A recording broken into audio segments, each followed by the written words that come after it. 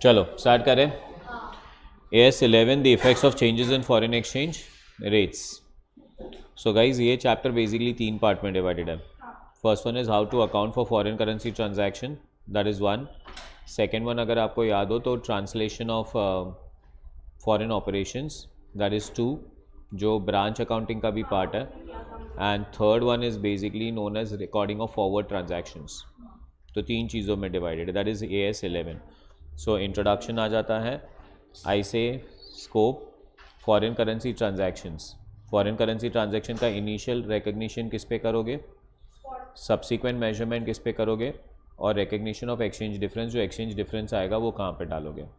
तो थोड़ा सा नटशेल में बता देता हूँ। Initial recognition always at spot rate. Subsequent measurement के लिए items will be classified at monetary and non monetary. If they are monetary item they should be measured at closing. If they are non monetary, but non monetary में भी अगर वो PP है which is measured at revalued figure, तो वापस closing पे आ जाना चाहिए। Yes ma'am. And next one is बाकी सारे हिस्टोरिकल कॉस्ट पे मेंटेन होंगे। एंड डिफरेंस, एक्सचेंज डिफरेंस कहाँ पे डाल देंगे हम लोग, P&L अकाउंट में डाल देंगे। ट्रांसलेशन ऑफ फॉरेन ऑपरेशंस के लिए हमें ब्रांच को डिवाइड करना पड़ेगा, integral operations and non integral operations, and translation कर देंगे। Last one is foreign exchange contract. So कोई मुझे AS11 बोलता है तो मैं AS11 बोलता हूँ 3 पार्ट में डिवाइडेड है। First one foreign currency transactions का रिकॉर्डिंग कैसे करना है, second one foreign translation foreign operations का क्या करना है, and third one is forward contract का क्या करना है। That's my AS11। Are we exactly clear with that? So first one, introduction. The standard deals with issues involving in accounting for foreign currency transaction and foreign operation, that is to decide which exchange rate to use and how to recognize the financial effects of changes. Scope, accounting for transactions, translation of foreign currency, forward contract. कितने चीज़ों पे है, foreign transactions पे है, foreign operations पे है, forward contract पे है। First one, foreign currency transactions are the transactions which are denominated in or require the settlement in foreign currency. Initial recognition कौन से रेट पे करना है, स्पॉट रेट पे करना है। क्वेश्चन नंबर 1 चालू करोगे आप मेरे साथ? चलिए, ये तो बहुत सिंपल है। 1, RM purchases goods from Nish for $10,000 on 1/1/2021. Spot rate is rupee per $75। कौन से रेट पे रिकॉर्ड करोगे आप इसे, स्पॉट रेट पे रिकॉर्ड करोगे। तो स्पॉट रेट होना चाहिए हमारा 10,000 इंटू 75, आंसर 7,50,000 पे रिकॉर्ड हो जाना चाहिए। और आप परचेज कर रहे हो फ्रॉम निश, आपका जर्नल एंट्री आना चाहिए, परचेज अकाउंट डेबिट टू निश अकाउंट। एग्जामिनेशन में मैंने आपको ये भी कहा है प्लीज़ प्लीज़ प्लीज़ एंट्री लिख के आना। तो अमाउंट हो जाएगा आपका 7,50,000।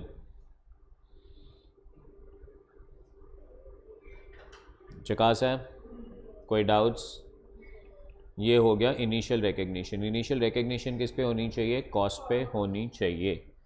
Next one, question number 2, Nisha borrowed $5,40,000 on 1/1/2021 and the spot rate is रुपी पर $48। फिर से एक बार बोरोइंग कर रहे हो, फॉरेन करेंसी बोरोइंग है, कौन से रेट पे रिकग्नाइज करोगे, स्पॉट रेट कितना है, 48।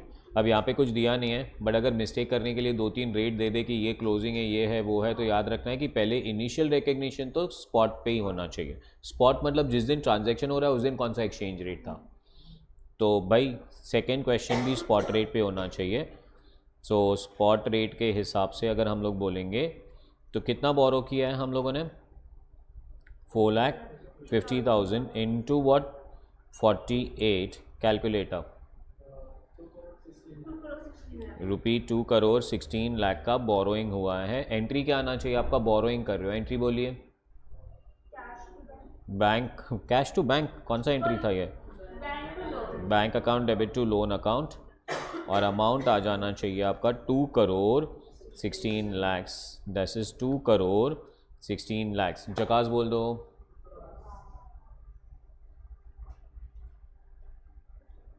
क्लासिक है, ये हो गया हमारा स्पॉट रेट।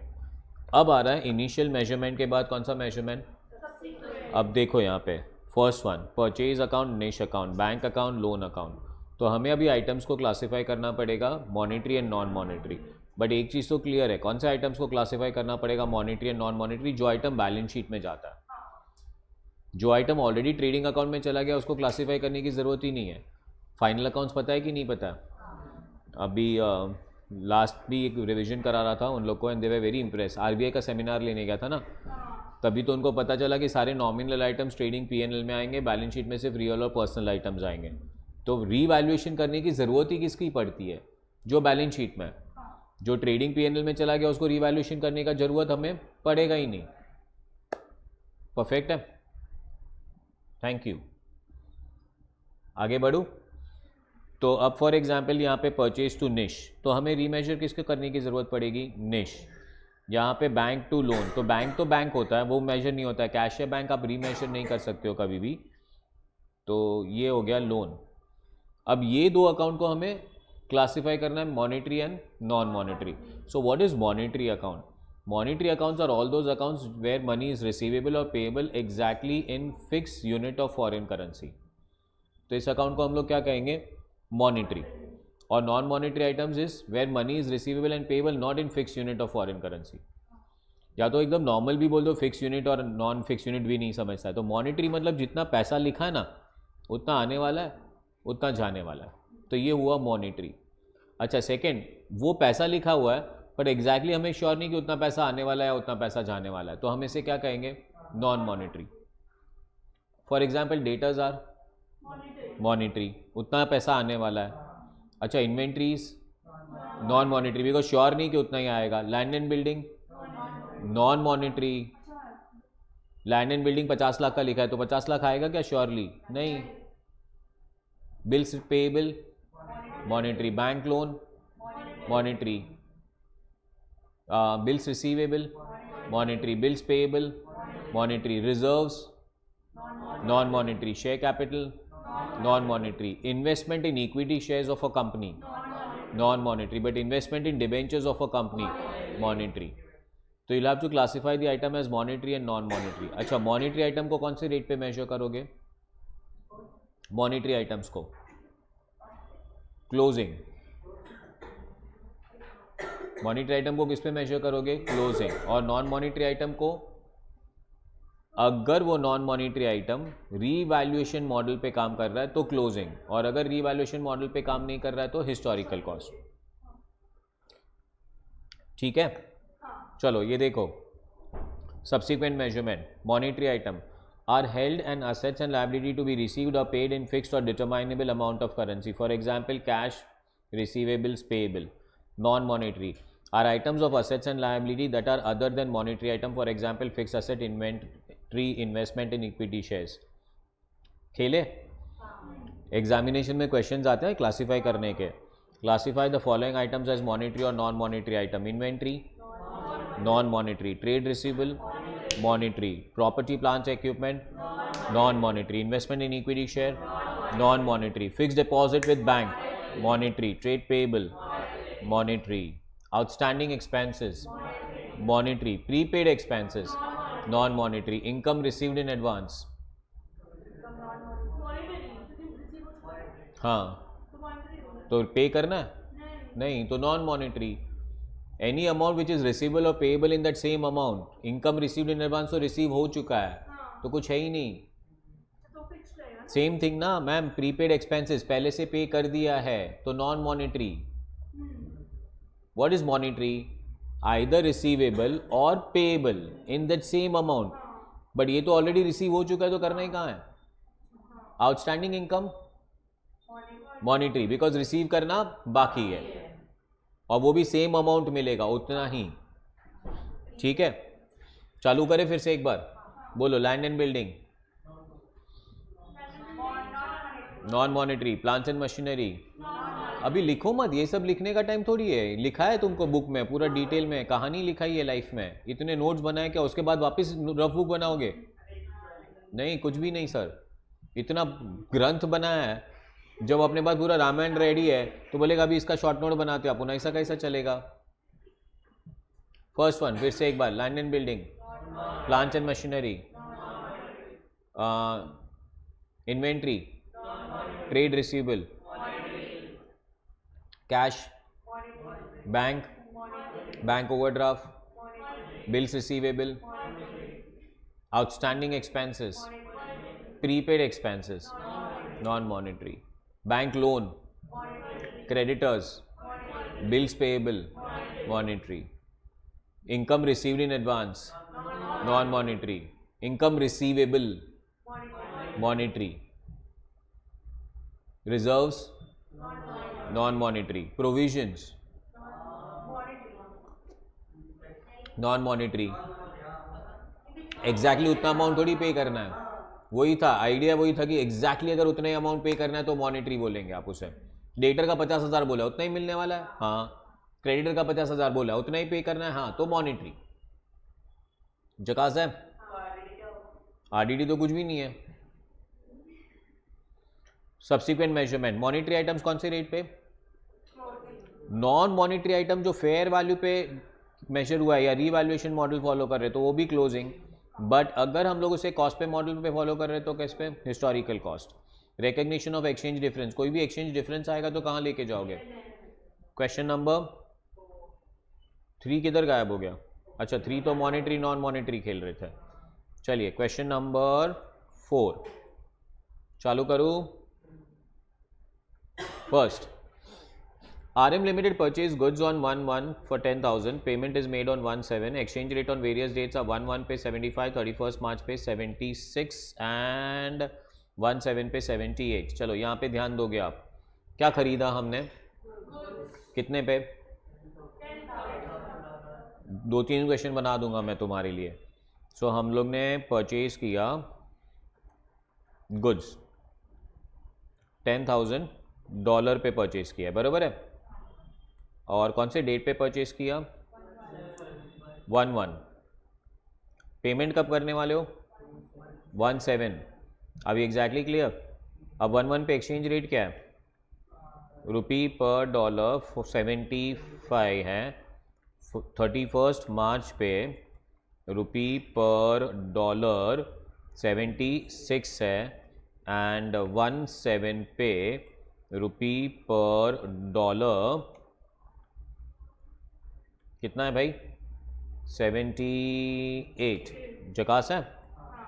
चलो पहला ट्रांजैक्शन बोलो, आप मेरे साथ नहीं लिखना अभी। What is the first transaction?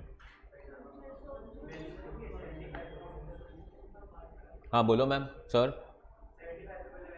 Wonderful. पहला डेट कौन सा आएगा? 1 जन। एंट्री बोलो। Purchase account debit. और हम लोग ने गुड्स खरीदा है कैश पे या क्रेडिट पे? क्रेडिट पे 1/7 को पे करना है। लेट्स से हम परचेज कर लेते हैं भाई निश से। कौन से रेट पे ट्रांजैक्शन रिकॉर्ड होगा? कौन से रेट पे ट्रांजैक्शन रिकॉर्ड होगा? Spot rate. 10,000 इंटू 75 7,50,000 आएगा। कैलसी अलाउड होता है एग्जामिनेशन में। फिर बोलते हो सर, बोलते दिमाग नहीं लगाना एग्जाम में। 31st मार्च। अब परचेज कहाँ चला गया? परचेज कहाँ चला गया? तो 31st मार्च। परचेज कहाँ गया? Trading account. तो इसको रीमेजरमेंट करने की ज़रूरत नहीं है। किसको रीमेजरमेंट करने की ज़रूरत है? निश इज अ डेटर और निश इज अ क्रेडिटर? क्रेडिटर है। मॉनिटरी या नॉन मॉनिटरी? मॉनिटरी को कौन से रेट पे? क्लोजिंग रेट पे। क्लोजिंग रेट क्या है? 76। हमने यहाँ पे कितने पे मेजर कर रखा है? 75। क्रेडिटर बढ़ रहा है, क्या करोगे? क्रेडिट को क्रेडिट करेंगे और यहाँ पे एंट्री पास करेंगे foreign exchange fluctuation account debit to निश अकाउंट। और आपका मेजरमेंट होना चाहिए 76 माइनस 75 मल्टीप्लाइड बाई 10,000। तो आपको 10,000 का लॉस हुआ और आप एग्जैक्टली उसी दिन पे एक और एंट्री पास करेंगे P&L account debit to FEF account, that is loss, and that is 10,000। तो अगर हम लोग देखेंगे तो अभी निश को पेमेंट 7,50,000 नहीं करना पड़ेगा, निश को पेमेंट 7,60,000 करना पड़ेगा। अब डेट आ रहा है हमारा 1 जुलाई। अब वापस एक बार निश, is it monetary non monetary? Monetary को कौन से रेट पे? क्लोजिंग रेट और डेट ऑफ सेटलमेंट वाले रेट पे। अब डेट ऑफ सेटलमेंट का रेट चल रहा है 78 और पे करना पड़ेगा फिर से जर्नल एंट्री आ जाएगी FCF, पर इस टाइम कैलकुलेशन होना चाहिए 78 माइनस 76, 75 पर मत लेके जाना। और अब आपको लॉस हो जाएगा 20,000 का, और 20,000 का लॉस के बाद एग्जैक्टली उसी दिन भाई निश अकाउंट को पे कर देंगे। कितना पे करेंगे? 7,80,000 पे कर देंगे। 20,000 क्यों पे करेंगे भाई? जकास है। और उस साल के एंड पे 31 मार्च को फिर से एक बार एंट्री पास करेंगे PNL टू FEF, और ये आना चाहिए आपका 20,000। कहानी खत्म। कोई डाउट आपको? चलो अब यही क्वेश्चन में, क्वेश्चन नंबर 4 में परचेज गुड्स की जगह पे परचेज प्लांट। क्लियर है? प्लांट को परचेज किया कितने में? $10,000 में। पेमेंट कब करना है? 1 जुलाई। चलो तो फर्स्ट वन, अब परचेज अकाउंट की जगह पे क्या आएगा यहाँ पे? Plant account debit. कितने पे? कोई डाउट है? अभी प्लांट अकाउंट भी वापस ट्रेडिंग PNL में तो नहीं जाएगा, बैलेंस शीट में जाएगा। So plant is monetary, non monetary? Non monetary. अच्छा, कहीं रीवैल्यूएशन की बात की है? नहीं। तो कौन से मॉडल पे रख रहे हैं? Cost model. अगर आप उसे कॉस्ट मॉडल पे रख रहे हो तो ये कौन से वैल्यू पे आएगा? Historical value. हिस्टोरिकल वैल्यू मतलब वो 7,50,000 ही रहेगा।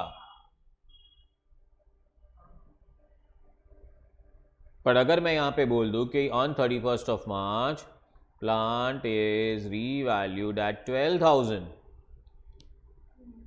तो फिर इसको भी कौन से रेट पे लेके आओगे आप? Closing rate. और क्लोजिंग रेट कौन सा है? 76। और 10,000 इंटू 76 नहीं करेंगे, 12,000 इंटू 76 करेंगे। सो 12,000 इंटू 76 माइनस 7,50,000 करना पड़ेगा। तो प्लांट का वैल्यू बढ़ेगा तो एंट्री पास करोगे, plant account debit to FEF gain आ जाएगा इस टाइम। और वो गेन भी कहां ट्रांसफर करोगे? PNL। समझा? 3 पॉइंट्स नॉक ऑन 1 2 3। और कल कंपाइलर सॉल्व करके उसका डाउट्स लेके आने का। अब वो कंपाइलर सॉल्व करके डाउट्स लाने का काम तुम्हारा होता है, वो मेरा नहीं होता। So foreign currency transaction initial measurement spot rate, subsequent measurement कब करना है? या तो बैलेंस शीट के डेट पे करना है या तो डेट ऑफ सेटलमेंट पे करना है। सो मॉनिटरी आइटम्स होंगे तो क्लोजिंग रेट पे लेके आओगे, non monetary items at cost होगा तो हिस्टोरिकल कॉस्ट पे रखोगे, बट नॉन मॉनिटरी आइटम को रीवैल्यू करो तो उसका रीवैल्यूएशन वैल्यू पे क्लोजिंग रेट पे लेके आओगे फिर से। एंड थर्ड पॉइंट होता है जो डिफरेंस पैदा होगा वो किधर जाएगा? PNL में जाएगा। बात खत्म। This is foreign currency transactions. Are we clear with that? Next one, अब आता है translation of foreign operations. Translation of foreign operations का मतलब क्या है कि हमारा ब्रांच है। सर कहाँ पे हमारा ब्रांच है? भाई फॉरेन में है। तब वो जो फॉरेन वाले ने जो ब्रांच ने जो बना के रखा है ट्रायल बैलेंस, वो ट्रायल बैलेंस उसने फॉरेन करेंसी में बना रखा है। अब हमें पहले वो ट्रायल बैलेंस को फॉरेन करेंसी से कन्वर्ट करके होम करेंसी में कन्वर्ट करना और फिर फाइनल अकाउंट्स बनाना है। बट जब वो हमें कन्वर्ट करना है from foreign currency operations to home currency operation, translation करते वक्त आपको पहले क्लासिफाई करना पड़ेगा कि वो फॉरेन ऑपरेशन आपका इंटीग्रल ऑपरेशन है या नॉन इंटीग्रल ऑपरेशन है। What is integral operation? तो वो ब्रांच है ना, वो एक्सटेंशन है हमारा। हम जो बोलते हैं वही करता है। गुड्स हमसे लेगा, वही प्राइस पे बेचेगा जो हम बोल रहे हैं, फाइनेंस भी हम ही करेंगे उसे। तो this is known as integral operation. What is non integral operation?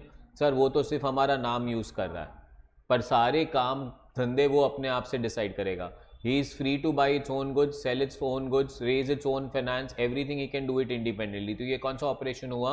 Non integral. So we have integral foreign operations and non integral foreign operations. Do you agree with this? और पूरा मस्त एक चार्ट बना के दे दिया तुम लोग को इधर। इंटीग्रल ऑपरेशंस की बात करूंगा।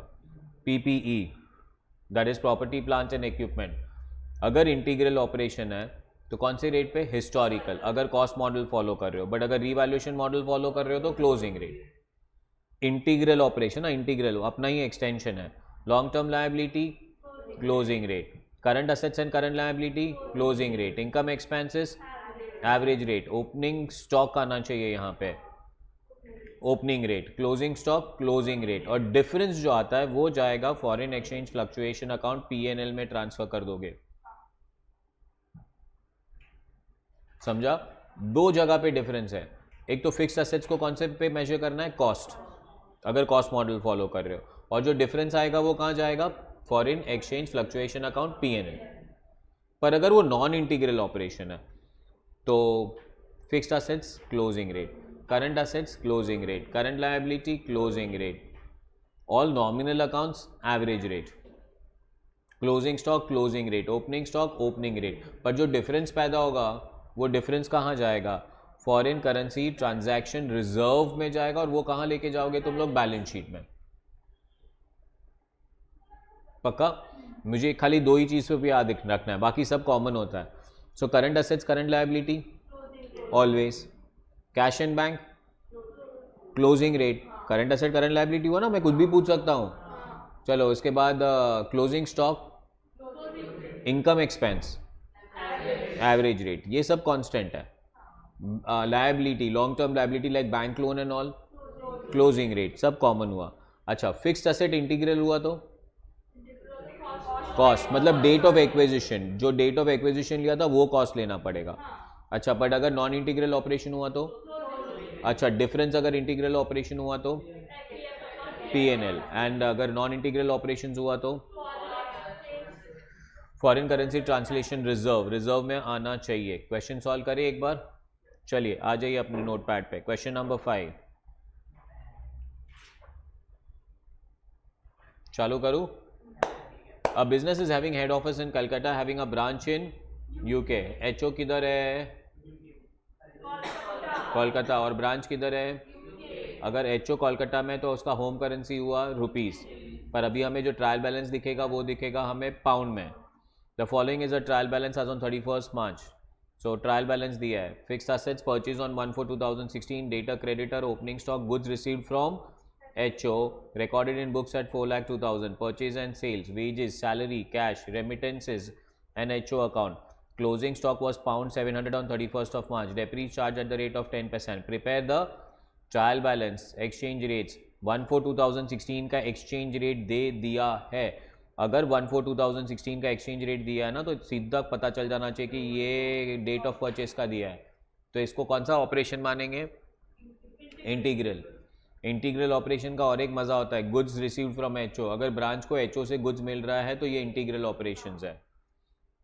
नेक्स्ट वन, और उन्होंने क्लोजिंग रेट्स दिए। Can I start solving this question? चलो, कितने कॉलम बनाएंगे पहले ट्रांसलेशन के लिए, एक पर्टिकुलर, फिर ये दो कॉलम आएंगे, फिर एक एक्सचेंज रेट आएगा, फिर वापस दो कॉलम आएंगे, टोटल 5 कॉलम चाहिए पर्टिकुलर्स के बाद। चलो टाइटल पे ट्रायल बैलेंस, एग्जामिनेशन में जाके ये सब सोचने का टाइम नहीं होना चाहिए, सीधा थाड़ थाड़ थाड़ सब कंप्लीट होना चाहिए। Particulars 1 2, exchange rate 1 2, so this is my particulars, this is debit credit, this is exchange rate, this is debit and credit. Are you all getting this?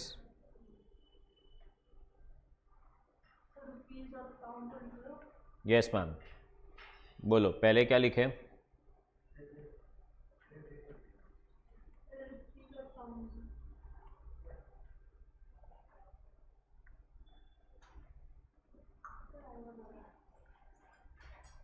मेरा पाउंड नहीं आ रहा इधर, मेरे को इधर से डालना पड़ेगा पाउंड।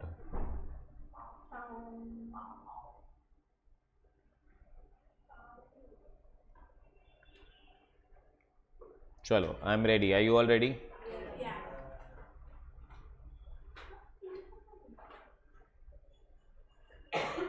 अब सबसे पहले क्या करो, पर्टिकुलर्स भर देता है। So first one is fixed assets, debtors slash creditors, opening stock, goods from HO,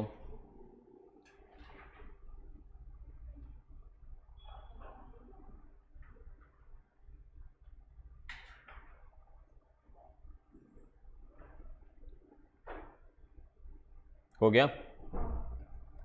purchase sales, wages, salaries, cash,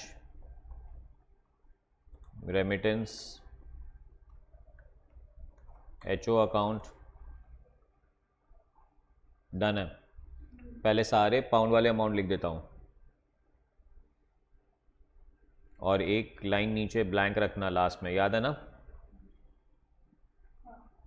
fixed assets 5000 on debit, debtors 1600 debit, 4000 credit, opening stock 400 debit, goods from HO 6100, purchase and sales are 10,000 and 20,000, बराबर है।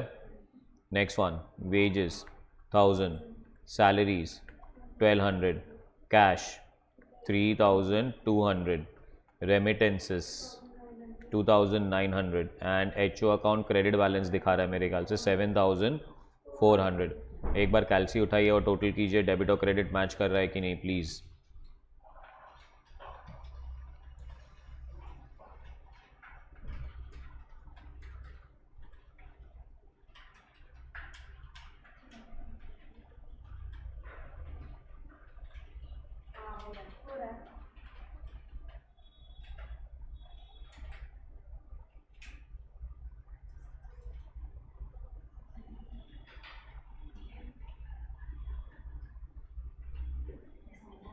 चलो can I, बोलो कितना हो रहा है total, बोला पहला 37,400,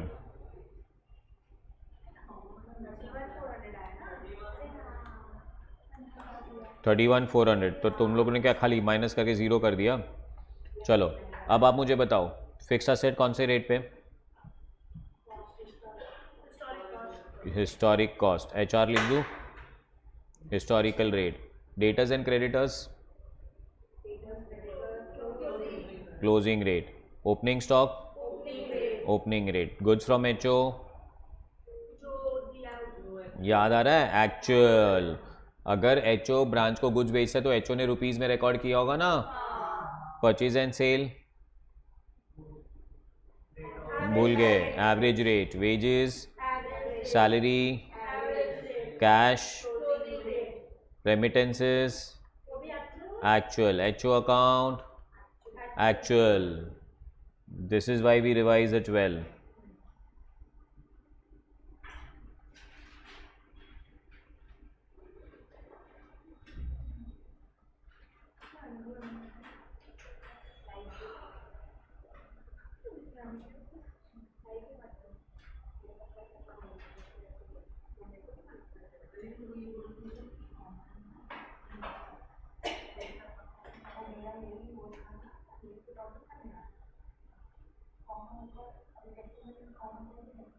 चलो आगे चलूँ। What is historical rate guys, अभी रेट बोलो मेरे को क्या है। सर मोबाइल अंदर, अभी भी मोबाइल चाहिए तेरे को रिवीजन के टाइम भी? नहीं नहीं नहीं बोल रहा है।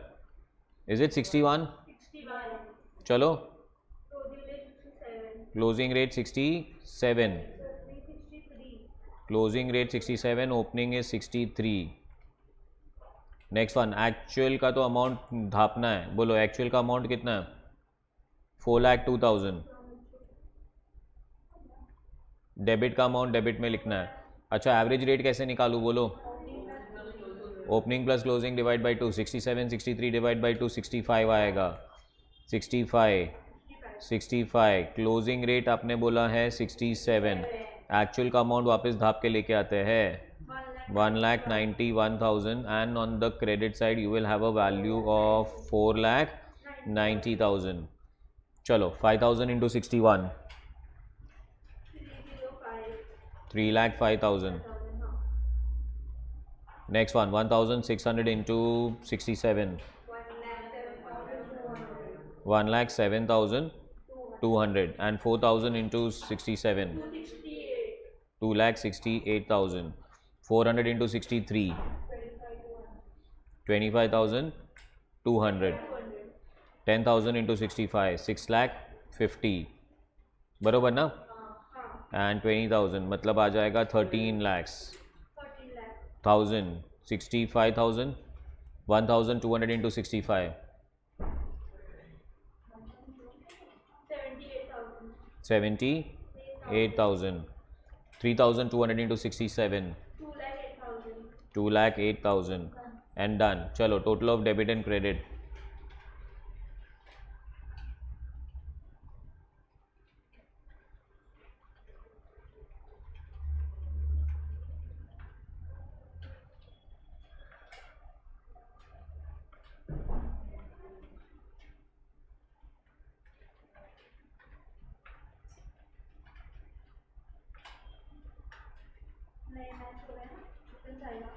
डेबिट ज़्यादा आ रहा है, क्रेडिट ज़्यादा आ रहा है? डेबिट का टोटल बताइए.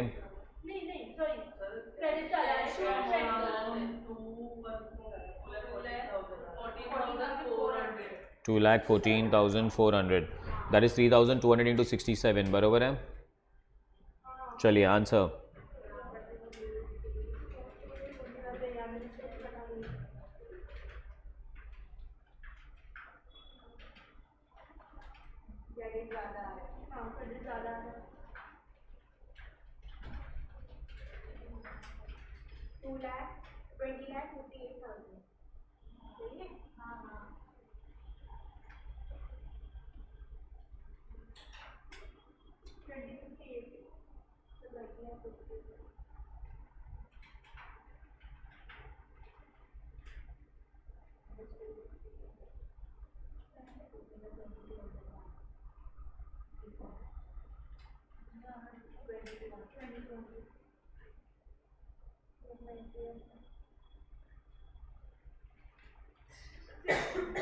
Is it done? डेबिट का टोटल ज़्यादा आ रहा है, क्रेडिट का टोटल ज़्यादा आ रहा है? बोलो क्रेडिट का कितना? 20,58,000 क्रेडिट का टोटल. 20,58,000 क्रेडिट का total. So you will have foreign exchange fluctuation account FEF कितना? 20,200. अब ये exactly clear with that one. अब ये बना दिया, आगे का टाइम पास नहीं कर रहा हूँ. बैलेंस शीट बनाना है या फाइनेंशियल स्टेटमेंट बनाना है पूरा. फर्स्ट वन, फिक्स असेट्स कहाँ आएगा?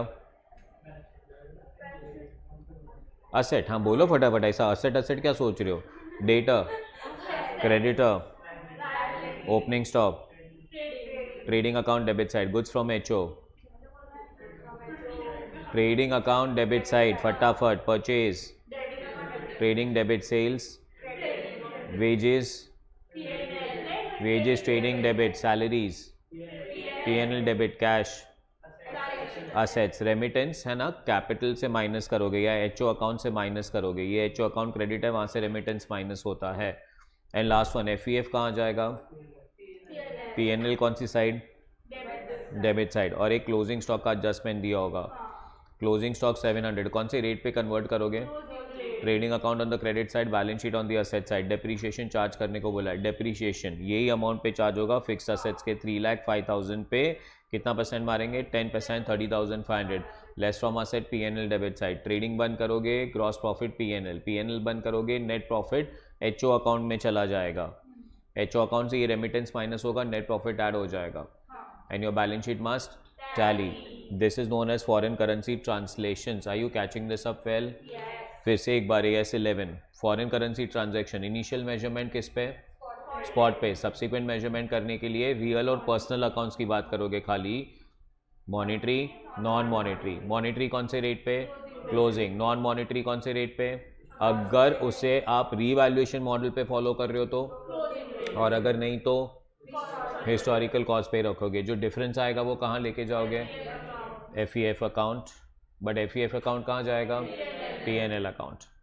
Next one, translation of foreign currency operations. क्या बोलते हो उसे? Integral, non integral. Integral fixed assets cost पे, और नॉन इंटीग्रल ऑपरेशंस क्लोजिंग. बाकी सब कांस्टेंट है. Difference FEF P&L and difference FEF reserve बोल दो आप, कोई प्रॉब्लम नहीं है. और लास्ट आता है हमारा फॉरवर्ड कॉन्ट्रैक्ट. याद आ रहा है? अब आ रहा है हमारा फॉरवर्ड कॉन्ट्रैक्ट का अकाउंटिंग. चालू करूं मैं फॉरवर्ड कॉन्ट्रैक्ट का अकाउंटिंग? अब फॉरवर्ड कॉन्ट्रैक्ट के अकाउंटिंग पे मैंने बहुत प्यार से समझाया है, लोग थोड़ा नहीं समझते इसे. To hedge. अगर आप कॉन्ट्रैक्ट हेज के लिए एंटर कर रहे हो, हेज मतलब हमने एक्चुअली बाई सेल करके रखा है. एक्चुअली हम लोग ने बाय सेल करके रखा है, तो क्या करोगे, तो डिफरेंस कैलकुलेट करोगे। कौन सा डिफरेंस कैलकुलेट करोगे, स्पॉट और फॉरवर्ड कॉन्ट्रैक्ट, फॉरवर्ड रेट, और इन दोनों का जो डिफरेंस आएगा वो होगा आपका गेन या लॉस, और वो गेन या लॉस को आप स्प्रेड करेंगे ओवर द पीरियड। अब मैं आपको समझा देता हूँ वापस एक बार। हाँ, periodic, that's what I said. तो अब मेरे पास है क्वेश्चन नंबर 6, चालू करूँ। Rao limited purchase the plant for 1 lakh. देखो अभी उसने प्लांट परचेज कर लिया भाई, तो ये जो ट्रांजैक्शन होगा ना वो हेज के लिए होगा। अगर वो कोई परचेज सेल करता है और फिर फॉरवर्ड कॉन्ट्रैक्ट में एंटर करता है तो we call it as hedge. Hedge का मतलब क्या मालूम है, उसे अपने आप को सेफ गार्ड करना है। क्यों सेफ गार्ड करना है भाई, $1 लाख का प्लांट तो खरीद लिया फरवरी में, पेमेंट कब करनी है, 3 महीने के बाद करनी है। तो अभी मुझे डर लग रहा है कि 3 महीने के बाद का रेट क्या होगा, रेट क्या होगा, रेट क्या होगा, तो इसीलिए मैं बैंक में जाके फॉरवर्ड रेट बुक करा लेता हूँ। अपने को फिर उसी रेट के हिसाब से पेमेंट करनी पड़ेगी, पर फिर एक प्रॉब्लम आएगा कि एक प्रॉफिट होगा या लॉस होगा। जिस दिन खरीदा उस दिन का रेट, स्पॉट रेट क्या था, और हमने बैंक के साथ जो कॉन्ट्रैक्ट किया उस दिन का रेट क्या है। तो company entered into the forward contract after 3 months at 49.15, exchange rate of $1 on 1st of Feb is equal to 48.85। How would you recognise the profit और लॉस। अब देखो एग्जामिनेशन में भी मैं पहले से बोलता हूँ आपको कि ये टाइमलाइन बना के रखोगे तो ज़्यादा अच्छा होगा।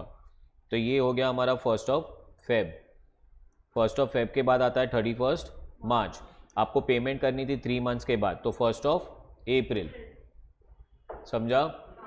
और देखो एक बार, हाँ, so this are spot rates.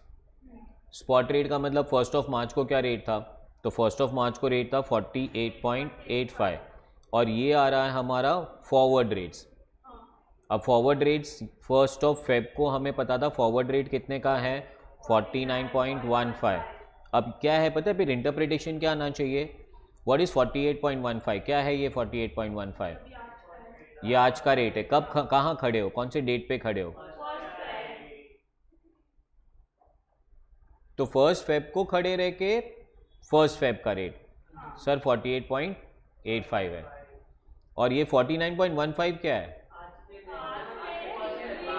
आज खड़े रह के ये दिन का रेट है वो।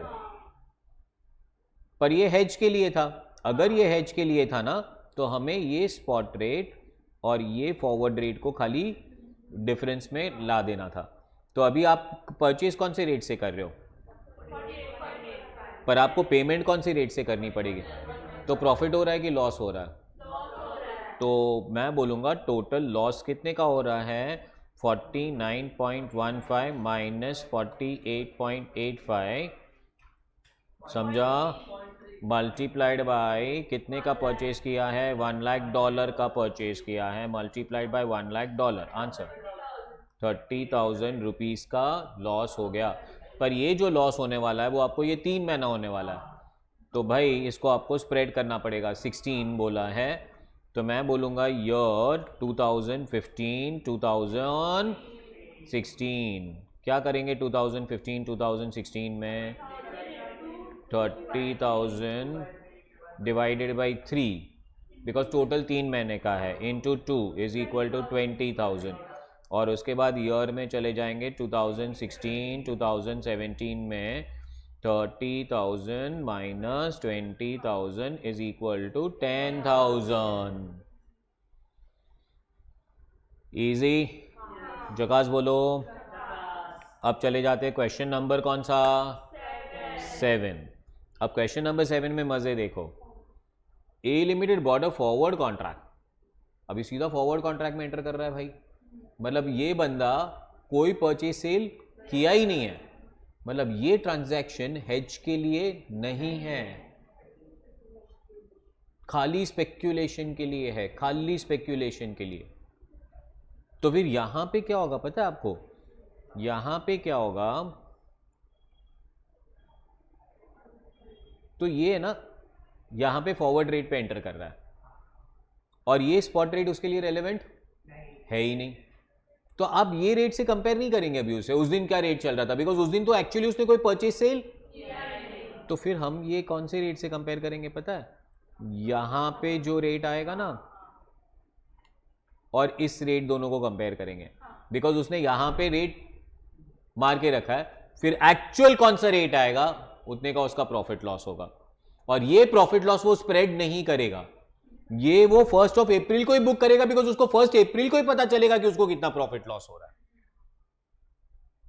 हाँ, बट उसमें क्या करेगा पता है, वो 31 मार्च को भी यहां पे पहला एक ये दोनों रेट को कंपेयर करके प्रॉफिट लॉस करेगा। कॉन्सेप्ट समझा? Absolutely clear? Let us have this now.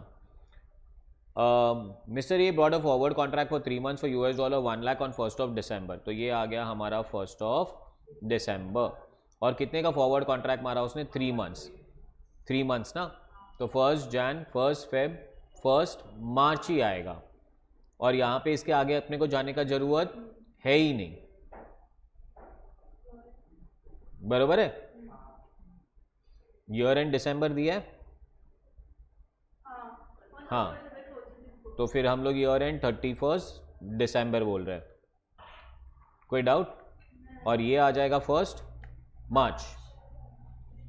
तो उसने कौन से रेट से ट्रांजैक्शन मारा? 47.10। तो उसने 47.10 से ट्रांजैक्शन मार दिया है। और ये ट्रांजैक्शन कौन से दिन का होने वाला था सर? ये ट्रांजैक्शन यहाँ पे होने वाला था, बट क्या उसने कोई परचेज सेल किया? नहीं किया। Next one, on 31 December when he close the book the exchange rate was, तो यहाँ का रेट था 47.15। Next one, on 31 Jan he decided to sell the contract at, तो यहाँ का रेट आ गया 47.18। शो द प्रॉफिट और loss that he will recognise on the books. तो एकदम आराम से अभी यहाँ पे आ जाता है, पहले आ जाता है 31 दिसंबर। उसने बाई किया है कि सेल किया है? बाई किया है। कितने पे बाई किया है? 47.1 पे बाई किया है। अगर 31 दिसंबर को सेल करेगा तो 47.15 पे बिकेगा, तो उसको प्रॉफिट होगा कि लॉस होगा? तो कितने का प्रॉफिट हो रहा है? 47.15 minus 47.10 0.05 multiplied by how much? 1 lakh।